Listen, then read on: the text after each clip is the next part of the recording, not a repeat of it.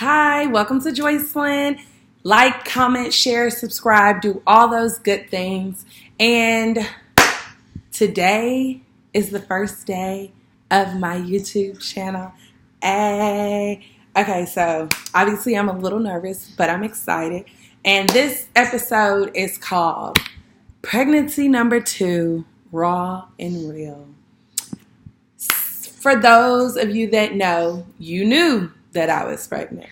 Yes, I did say you knew. So this story is about my miscarriage.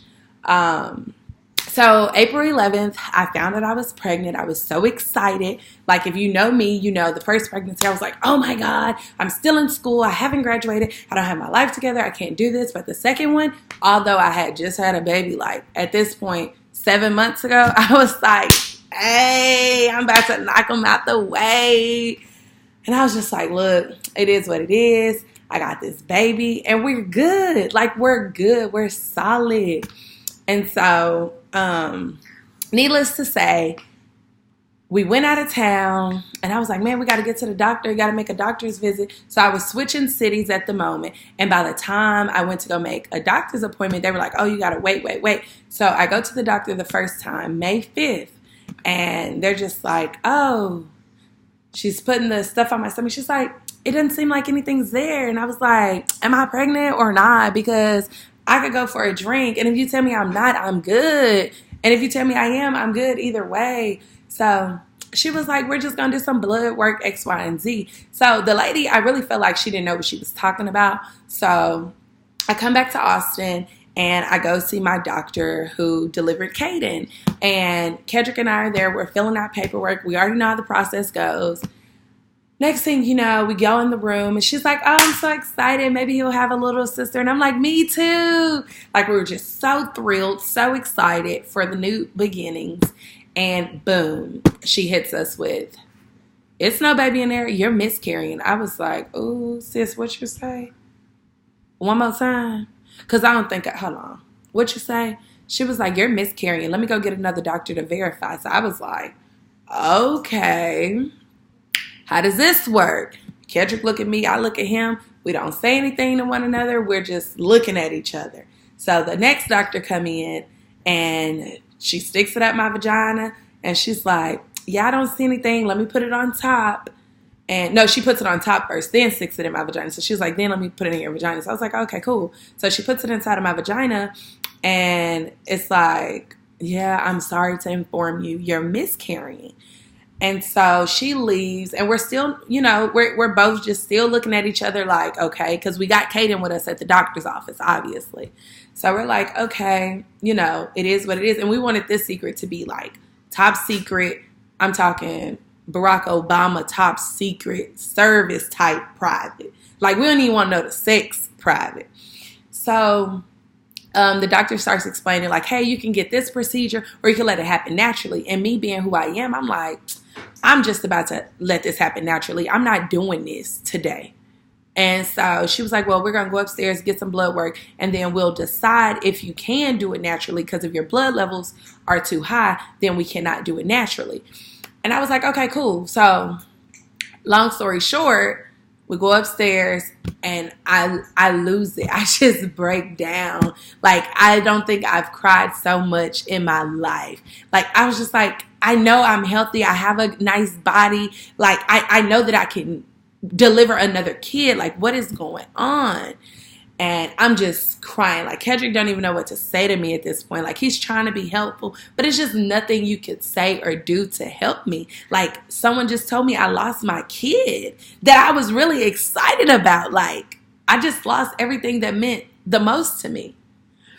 And so I go give the blood. We get in the car and then he breaks down.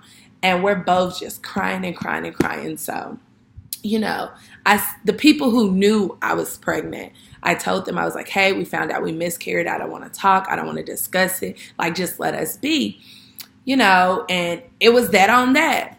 Well, now let's get into the next section of a miscarriage. So what they don't tell you is when you do it naturally, you don't know when it's going to come.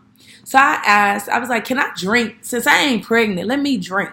But then the doctor was like, no, you need to wait, X, Y, and Z. So I was like, okay, cool. So I had Brianna's graduation, her birthday, Kayla's birthday, Madison's birthday. Everybody's birthday was coming up. And I was just like, I can't do anything. And so after that, next thing you know, I finally have it. I'm supposed to be headed to work, and I'm sitting on my bed trying to fix my TV. Out of all things, I'm just like, I need to fix my TV. And next thing you know, blood is like all over me, like my shirt, my shorts, my pants, like just everywhere. And I'm like, let me go shower. So I give the baby to my friend. I'm like, let me go bathe, whatever. So I go bathe, and it's just nonstop, like completely nonstop. I'm like, I don't think this is okay. So I call my friend. I'm like, yo, when you had your miscarriage, is this what it looked like? And she was like, no, Joy, I think you should probably go to the doctor. I went through like 5 pads within less than 15 minutes. So the rule was, if you go through more than 2 pads within less than an hour, go to the doctor. Well, I done went through 5. So I'm like, all right, look, somebody owe me an explanation. Get to the ER. They take me to the back or whatever. And after that, you know, they were just like, oh, we're going to send you home. And I'm like, I don't feel well enough to go home. And they were like, well, you just got to take Tylenol. Now, keep in mind, I'm having blood clots like as big as a golf ball. Maybe more like a little soccer ball. Like that big coming out. And I'm like, I don't think that I should go home. And ER, not going to argue with him. No, you're fine. So Kedrick's walking me out, and I'm telling him, I'm like, yo, like, I don't feel good. So we go to the exit doors, and as soon as he gets me in a wheelchair, I pass out. I was done. They thought I was having a heart attack or a seizure. I was like, I told y'all niggas I shouldn't be going home in the first place. But anyway, so I pass out, and I'm just like all over the place. So they're freaking out, cold blue, cold blue. I'm like, what? I wake up and I'm just in frantic mode. I'm like, I can't die. So I'm like freaking out. And next thing you know, they're like, we got to get you an emergency surgery. Emergency surgery for who? Who? Nobody putting me to sleep. If I could be awake, I'd do it. If you got to put me to sleep, I ain't going. So I'm talking all this hot shit. Like, y'all not talking to me. Ain't nobody going to tell me what to do. Like, no. So next thing you know, I got to get the surgery. So I'm asking questions about the surgery. And the lady's like, well, you do have to go under anesthesia. And I'm like, listen, I Googled it. It says that you can give me an epidural like they do when you're pregnant. And she was like, no, ma'am, we're not doing that. You have to be put to sleep based on the blood that you lost. We may have to give you a blood transfusion. So I'm like, no, we're not doing that. So the doctor ended up being a black lady, and she was just talking to me, saying some Christian things. So I was like, all right, let me pray. So I prayed, and then next thing you know, somebody said something about Beyonce, and I was out for the count, like completely out. And after that, Kay didn't stop. So after that, they finish the surgery, it goes well, and I'm just like, man, like, what really happened? Like, this is all in a span of like 3-4 hours that I pass out. All the bleeding has left. I'm about to have to get a blood transfusion. I have to get the procedure, the DNC. It's just so much that has to be done within that time. So overall, the experience of having a miscarriage was absolutely terrible. I wouldn't wish that on my worst enemy. But it has to be talked about. People don't talk about those things. Like, imagine people who have had 2 and 3 and 4 and 5 miscarriages.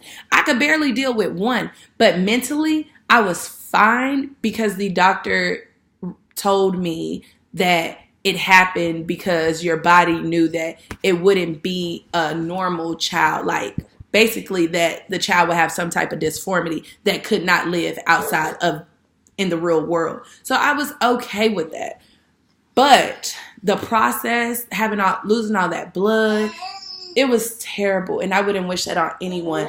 But this is my first YouTube story. And I know it's a lot, but it's something we have to talk about because miscarriages are left in the dark. Stop being scared to talk about it. Stop being scared to let people know what's really going on with you. Hey, it happens to all of us.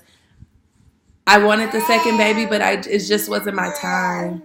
I love y'all for real. Thanks for tuning in. It's Joycelyn and Caden. Bye, y'all. Say bye, Caden.